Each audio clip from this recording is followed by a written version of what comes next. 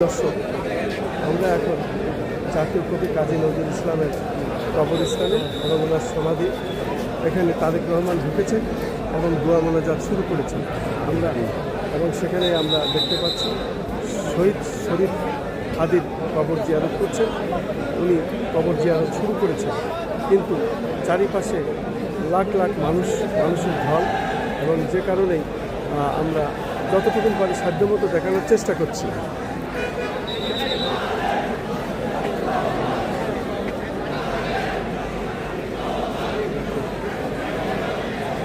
হাসিনের মুক্তি পাবে জুম হয় কিনা আমরা জানি না। হয়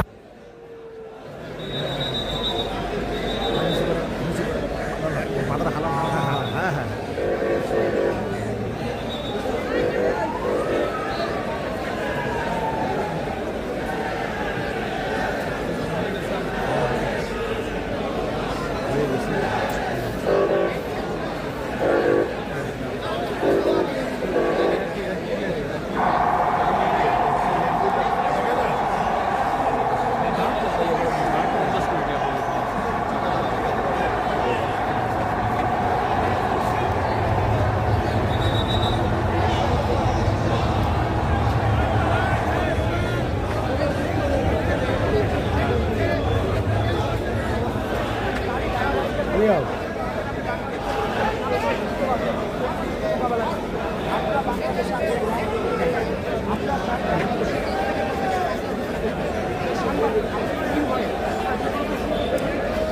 শহীদ ওসমান হাদির কবর জিয়ারত করে এইমাত্র জনাব তারেক রহমান কবরস্থান থেকে বেরিয়ে আসছেন হেঁটে, এবং আমরা দেখতে পাচ্ছি লাখ লাখ মানুষ এখানে ভিড় জমিয়েছে। আমরা যতটুকু পারি সাধ্যমতো আমরা দেখানোর চেষ্টা করছি। জাতীয় কবি কাজী নজরুল ইসলামের কবরের পাশে শহীদ শরীফ ওসমান হাদির কবর সমাধিত হয়েছে, এবং সেখানেই জনাব তারেক রহমান দোয়া মোনাজাত করলেন। আমরাও সেই সাথে অংশগ্রহণ করেছি এই দোয়া মোনাজাতে।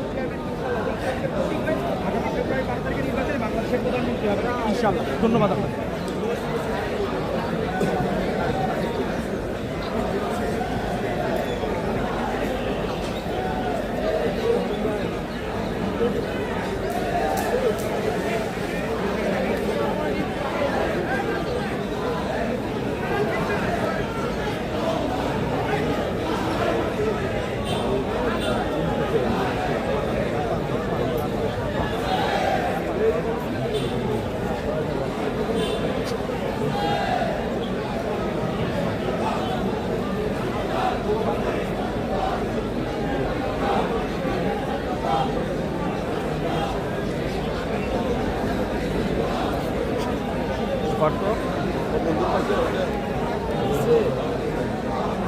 না ওরা পাবো না।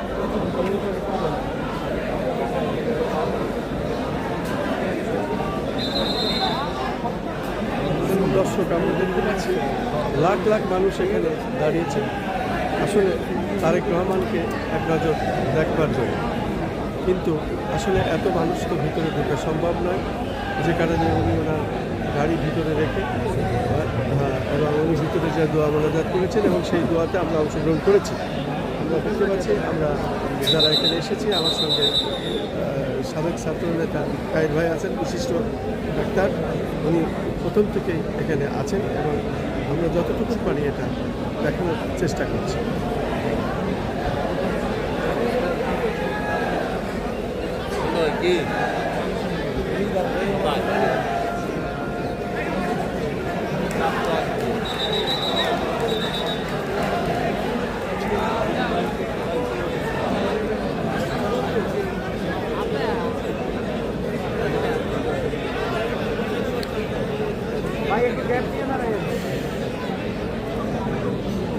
আমরা তারেক রহমানের গাড়িটি দেখার চেষ্টা করছি, এবং এই গাড়িতেই এখন ওসমান হাদির কবর জিয়ারত করে উনি গাড়িতে উঠবেন।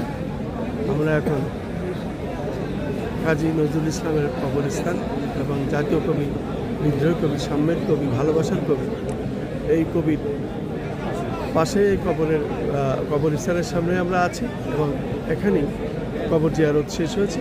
এই গাড়িটি, যে গাড়িতে তারেক রহমান যাবেন, আমরা তার সামনে আছি, দেখানোর চেষ্টা করছি।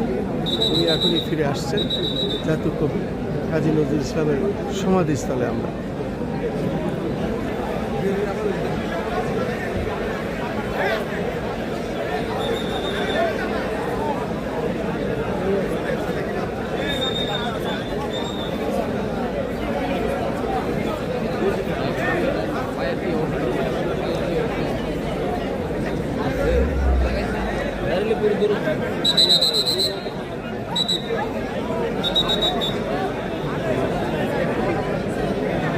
এটা কোন জায়গা থেকে দিয়ে আওয়াজ শুরু করবো?